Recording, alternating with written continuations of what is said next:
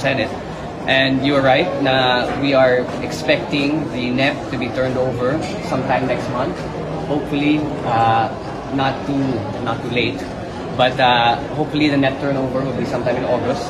And then we can proceed with the budget briefings. With regards to the changes that you spoke about, I think marami namang ginawang APRO para manigurado that the budget process is much more transparent. The BARC, making sure that different civic groups are involved in the shaping and the analysis of the budget. So I think we will continue doing all the reforms that were already implemented last year. Sir, ano makaka-apekto yung impeachment trial sa budget deliberations? At Wala naman yung impeachment sa lower house.